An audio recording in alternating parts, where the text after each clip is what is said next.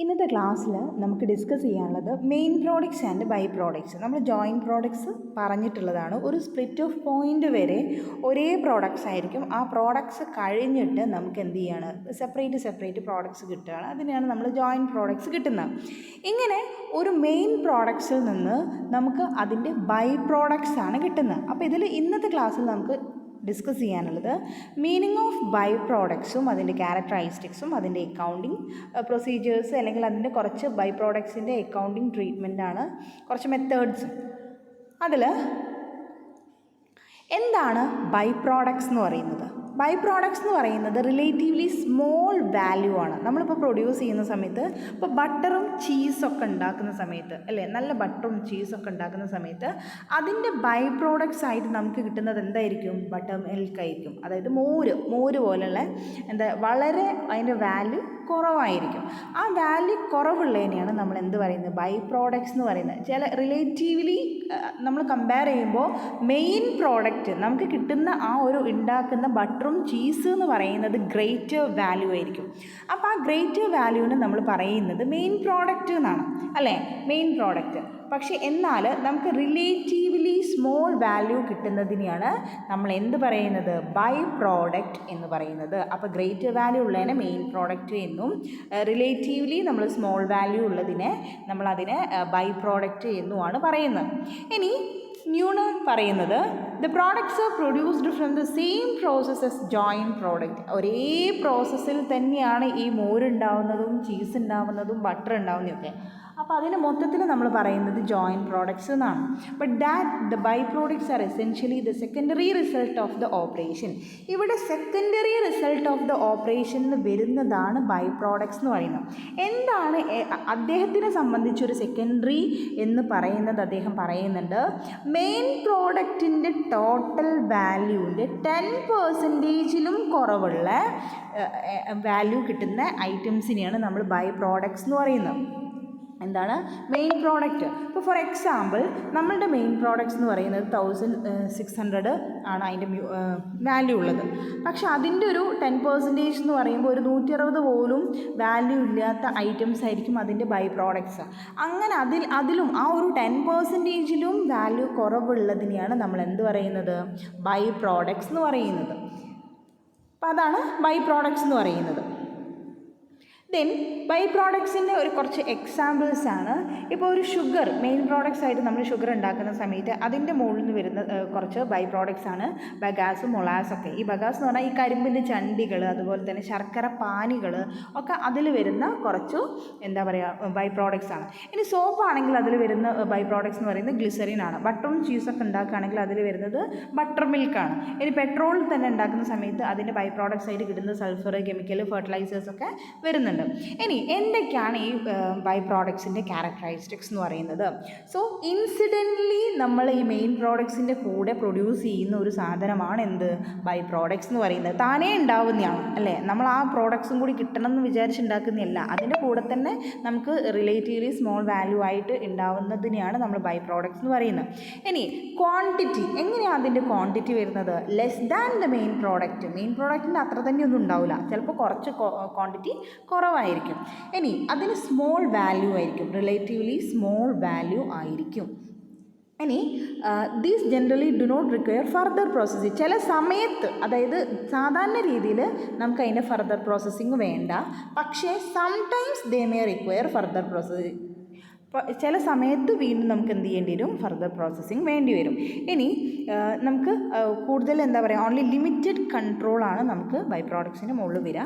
ഇത്രയാണ് by പ്രോഡക്ട്സിൻ്റെ characteristics എന്ന് പറയുന്നത്. ഇനി അതിൻ്റെ അക്കൗണ്ടിങ് ട്രീറ്റ്മെൻറ്റ് നോക്കുന്ന സമയത്ത് സാധാരണ രീതിയിൽ നമ്മൾ ബൈ പ്രോഡക്ട്സിന് ചില സമയത്ത് കൂടുതലും നമ്മൾ മെയിൻ പ്രോഡക്ട്സിൻ്റെ കൂടെ തന്നെ അതിൻ്റെ അക്കൗണ്ടിങ് എടുക്കുന്ന കേസുകൾ വരാറുണ്ട്. ചിലപ്പോൾ ഈ ബൈ പ്രോഡക്ട്സിനൊരു നല്ല വാല്യൂ, അതായത് റിലേറ്റീവ്ലി അത്യാവശ്യം കുഴപ്പമില്ലാത്ത വാല്യൂ കിട്ടുകയാണെങ്കിൽ നമ്മൾ അതിനെ പല മെത്തേഡിലൂടെയാണ് അതിനെ ട്രീറ്റ് ചെയ്യുന്നത്, അക്കൗണ്ടിങ് ട്രീറ്റ്മെൻറ്റ് എന്ന് പറയുന്നത്. സോ അതിൽ വരുന്ന രണ്ടെണ്ണമാണ് നോൺ കോസ്റ്റ് അല്ലെങ്കിൽ സെയിൽസ് മെത്തേഡും വരുന്നുണ്ട്, കോസ്റ്റ് മെത്തേഡും വരുന്നുണ്ട്. രണ്ട് രീതിയിലാണ് അതിൻ്റെ അക്കൗണ്ടിങ് വരുന്നത് ബൈ പ്രോഡക്ട്സിൻ്റെ. നോൺ കോസ്റ്റ് അല്ലെങ്കിൽ സെയിൽസ് മെത്തേഡും വരുന്നുണ്ട്, കോസ്റ്റ് മെത്തേഡ്സും വരുന്നുണ്ട്.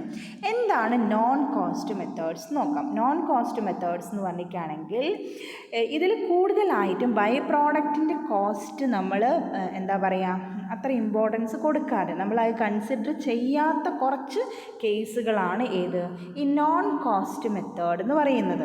അതിൽ ഫസ്റ്റ് വണ്ണാണ് miscellaneous income method. Miscellaneous income method. What is miscellaneous income method? Miscellaneous income method എന്ന് പറഞ്ഞാൽ ഈ ബൈ പ്രോഡക്റ്റിൻ്റെ എന്താ പറയുക വാല്യൂ എന്ന് പറയുന്നത് വളരെ കുറവാവുന്ന സമയത്ത് നമുക്ക് നെഗ്ലിജിബിൾ, അതായത് നമുക്ക് അതിന് മാത്രം ഒന്നുമില്ല, ചിലപ്പോൾ ₹1 അല്ലെങ്കിൽ 50 പൈസയൊക്കെ കിട്ടിയാലായി എന്ന് വിചാരിക്കുന്ന സമയത്ത് നമ്മൾ അതിനെ ട്രീറ്റ് ചെയ്യുന്നത് സ്ക്രാപ്പായിട്ടാണ്, അല്ലേ? സ്ക്രാപ്പ് നമുക്കറിയാം, അതിനെ സ്ക്രാപ്പായിട്ടാണ് നമ്മൾ ഉപയോഗിക്കുക. അതിന് എന്ത് ചെയ്യുകയാണ്, എന്നിട്ട് ആ സ്ക്രാപ്പിനെ നമ്മൾ പ്രോഫിറ്റ് ആൻഡ് ലോസ് അക്കൗണ്ടിൽ മിസ്സലേനിയസ് ഇൻകം എന്നോ അല്ലെങ്കിൽ അതർ ഇൻകം എന്നോ പറഞ്ഞിട്ട് ക്രെഡിറ്റ് ചെയ്യുകയാണ് ചെയ്യുക. അപ്പോൾ ഇവിടെ എന്താണ് മിസ്സലേനിയസ് ഇൻകം മെത്തേഡിൽ നമ്മൾ ഈ ഒരു നെഗ്ലിജിബിൾ ആയിട്ടുള്ള വാല്യൂ ആയിരിക്കും ഏതിന് കിട്ടുന്നത്, ഈ ഒരു ബൈ പ്രോഡക്ട്സിന് കിട്ടുന്നുണ്ടാവുക. അപ്പോൾ അതിനെ നമ്മൾ എന്തായിട്ട് ട്രീറ്റ് ചെയ്യും, സ്ക്രാപ്പായിട്ട് ട്രീറ്റ് ചെയ്യും.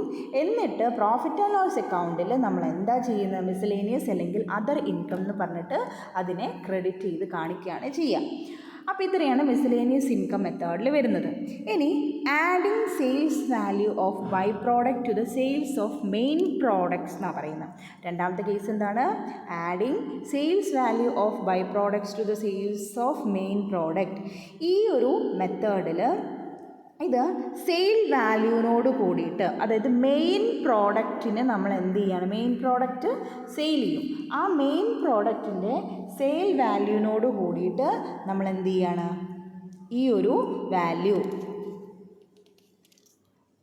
ഒരു വാല്യൂ അതായത് മെയിൻ പ്രോഡക്റ്റിനോട് കൂടിയിട്ട് ഈ ബൈ പ്രോഡക്റ്റിൻ്റെ സെയിൽ വാല്യൂ കൂടി ആഡ് ചെയ്ത് കാണിക്കുന്നതിനെയാണ് adding sale value of by product to the sales of main product. ആ പേര് തന്നെ ഉണ്ട്, adding sale value of by product to the sales of main product എന്നാണ് പറയുന്നത്. അപ്പോൾ അതിൻ്റെ കൂടെ നമ്മൾ എന്ത് ചെയ്യുകയാണ്, മെയിൻ പ്രോഡക്റ്റിൻ്റെ സെയിൽ വാല്യൂവിനോട് കൂടിയിട്ട് ഇതിൻ്റെ സെയിൽ വാല്യൂയും കൂടി ആഡ് ചെയ്യുന്ന ആ ഒരു പ്രോസസ്സിനെയാണ് നമ്മൾ എന്ത് ചെയ്യുന്നത്, സെക്കൻഡ് മെത്തേഡിൽ പറയുന്നത്.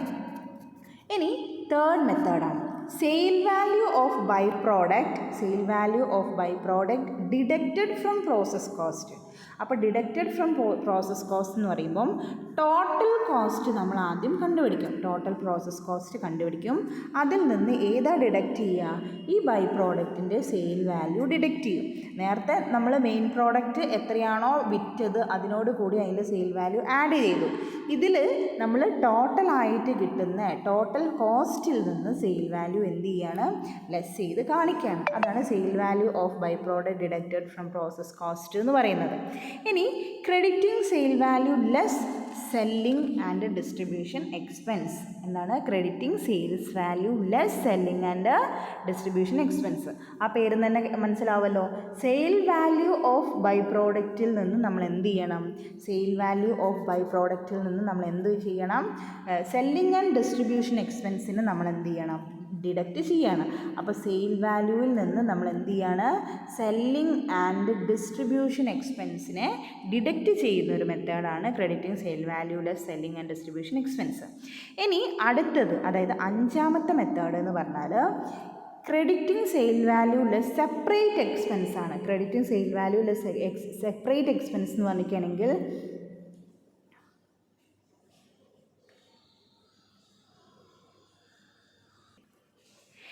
ഇതും നേരത്തെ പറഞ്ഞ അതേ മെത്തേഡ് തന്നെയാണ്. ഇതിലും എന്താ ചെയ്യുന്നതെന്ന് പറഞ്ഞാൽ സെപ്പറേറ്റ് എക്സ്പെൻസ്. ഈ സെപ്പറേറ്റ് എക്സ്പെൻസ് എന്ന് പറഞ്ഞാൽ എന്താ, സെപ്പറേറ്റ് എക്സ്പെൻസ് എന്ന് പറഞ്ഞാൽ നമുക്കറിയാം ആ സ്പ്ലിറ്റ് ഓഫ് പോയിൻ്റ് കഴിഞ്ഞാലുള്ള ബാക്കി വരുന്ന എക്സ്പെൻസ്, അതായത് ബൈ പ്രോഡക്ട്സും മെയിൻ പ്രോഡക്ട്സിനെയും നമുക്ക് സെപ്പറേറ്റ് ചെയ്യാൻ പറ്റുമെങ്കിൽ, അങ്ങനെ ഏതെങ്കിലും എക്സ്പെൻസ് സെപ്പറേറ്റ് ആയിട്ട് വരുന്നുണ്ടെങ്കിൽ ആ സെപ്പറേറ്റ് എക്സ്പെൻസും പ്ലസ് സെല്ലിംഗ് ആൻഡ് ഡിസ്ട്രിബ്യൂഷൻ എക്സ്പെൻസും രണ്ടും കൂടിയാണ്. നേരത്തെ സെല്ലിംഗ് ആൻഡ് ഡിസ്ട്രിബ്യൂഷൻ എക്സ്പെൻസ് മാത്രമാണ് ഡിഡക്റ്റ് ചെയ്തത്. ഇത് സെപ്പറേറ്റ് എക്സ്പെൻസും അതുപോലെ തന്നെ സെല്ലിംഗ് ആൻഡ് ഡിസ്ട്രിബ്യൂഷൻ എക്സ്പെൻസും കൂടെ രണ്ടും കൂടെ നമ്മൾ എന്ത് ചെയ്യാണ്, സെയിൽ വാല്യൂ ഒന്ന് ലെസ് ചെയ്യുന്നതിനെയാണ് നമ്മൾ എന്ത് പറയുന്നത്, crediting sale value less separate expense എന്ന് പറയുന്ന ഫിഫ്ത്ത് മെത്തേഡിൽ പറയുന്നത്. ഇനി റിവേഴ്സ് കോസ്റ്റ് മെത്തേഡാണ്. റിവേഴ്സ് കോസ്റ്റ് മെത്തേഡ് നമ്മൾ ഓൾറെഡി ഡിസ്കസ് ചെയ്തതാണ്. നെറ്റ് റിയലൈസബിൾ വാല്യൂ മെത്തേഡ് എന്ന് പറഞ്ഞിട്ട് കുറച്ച് കഴിഞ്ഞ ക്ലാസ്സിലും നമ്മൾ അതിൻ്റെ പ്രോബ്ലമൊക്കെ ചെയ്തിട്ട് ഡീറ്റെയിൽഡായിട്ട് എക്സ്പ്ലെയിൻ ചെയ്തതാണ്. അപ്പോൾ ഇത്രയാണ് നോൺ കോസ്റ്റ് മെത്തേഡ്സിൽ വരുന്നത്. ഇനി കോസ്റ്റ് മെത്തേഡാണ്. കോസ്റ്റ് മെത്തേഡ് എന്ന് പറയുന്നത് അതിൽ ഫസ്റ്റ് വൺ ആണ് ഓപ്പർച്യൂണിറ്റി കോസ്റ്റ് മെത്തേഡ് എന്ന് പറയുന്നത്. ഓപ്പർച്യൂണിറ്റി കോസ്റ്റ് മെത്തേഡ് എന്ന് പറയുമ്പോൾ എന്താ ഓപ്പർച്യൂണിറ്റി കോസ്റ്റ് അല്ലെങ്കിൽ റീപ്ലേസ്മെൻറ്റ് കോസ്റ്റ് എന്ന് പറഞ്ഞിരിക്കുകയാണെങ്കിൽ ഒന്ന് മാറ്റിയിട്ട്, അതായത് ഇപ്പോൾ ഈ എന്താ പറയുക, ഈ ഒരു ബൈ പ്രോഡക്ട്സ് എന്ന് പറഞ്ഞിരിക്കുകയാണെങ്കിൽ ആ ഫാക്ടറി തന്നെ ഈ ഒരു റോ മെറ്റീരിയൽസ് ഒക്കെ ആയിട്ട് ചിലപ്പോൾ ബൈ പ്രോഡക്ട്സിനെ ഉപയോഗിക്കാറുണ്ട്. ഈ ബൈ പ്രോഡക്ട്സിനെ ഉപയോഗിക്കുന്ന സമയത്ത് ചിലപ്പോൾ ഈ ബൈ പ്രോഡക്ട്സ് ചിലപ്പോൾ പുറത്തുനിന്ന് വാങ്ങാനുള്ള ഒരു ഓപ്ഷനും അവർക്കുണ്ടാകും.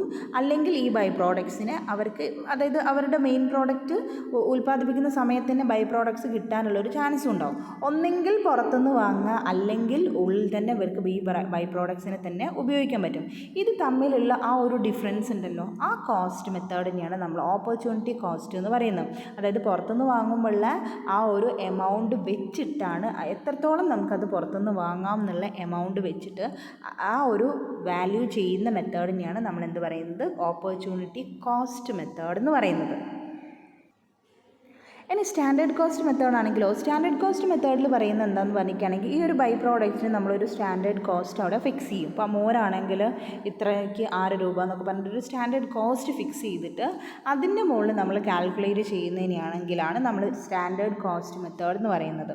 ഇനി ജോയിൻറ്റ് കോസ്റ്റ് മെത്തേഡ് എന്ന് പറഞ്ഞാൽ, ജോയിൻറ്റ് കോസ്റ്റ് മെത്തേഡിൽ നമ്മൾ ഓൾറെഡി കുറേ മെത്തേഡുകൾ പഠിച്ചിട്ടുണ്ട്. ജോയിൻറ്റ് കോസ്റ്റ് എന്ന് പറഞ്ഞിട്ട് പഠിക്കുന്ന സമയത്ത് ജോയിൻറ്റ് കോസ്റ്റ് എന്ന് പറഞ്ഞിരിക്കുകയാണെങ്കിൽ ആ ഒരു സ്പ്ലിറ്റ് ഓഫ് പോയിൻ്റ് വരെ ഇതിന് ശേഷമല്ല, ആ ഒരു സ്പ്ലിറ്റ് ഓഫ് പോയിൻ്റ് വരെയാണ് നമ്മൾ ജോയിൻറ്റ് കോസ്റ്റ്. ഈ ജോയിൻറ്റ് കോസ്റ്റ് തന്നെ നമ്മൾ ബൈ പ്രോഡക്റ്റിനും അല്ലാത്ത പ്രോഡക്റ്റിനും നമ്മൾ അപ്പോർഷൻ ചെയ്ത് കൊടുക്കുന്നില്ലേ, ആ മെത്തേഡിനെയാണ് നമ്മൾ ജോയിൻറ്റ് കോസ്റ്റ് മെത്തേഡായിട്ടും എടുക്കുന്നത്. ഇത്രയാണ് കോസ്റ്റ് മെത്തേഡുകൾ വരുന്നത്. അപ്പോൾ ഇത്രയും കാര്യങ്ങളോട് കൂടിയിട്ട് ഈ ഒരു പ്രോസസ് കോസ്റ്റിംഗ് എന്ന് പറയുന്ന ഈ ഒരു ചാപ്റ്ററിലുള്ള ഏതാണ്ട് ഒരുവിധമൊക്കെ കംപ്ലീറ്റ് ചെയ്തിട്ടുണ്ട്. ഇനി നമുക്ക് നെക്സ്റ്റ് ചാപ്റ്ററാണ് നോക്കാനുള്ളത്. അപ്പോൾ ഇതോടുകൂടി ഈ ഒരു പ്രോസസ് കോസ്റ്റിംഗ് ഇവിടെ അവസാനിക്കാം.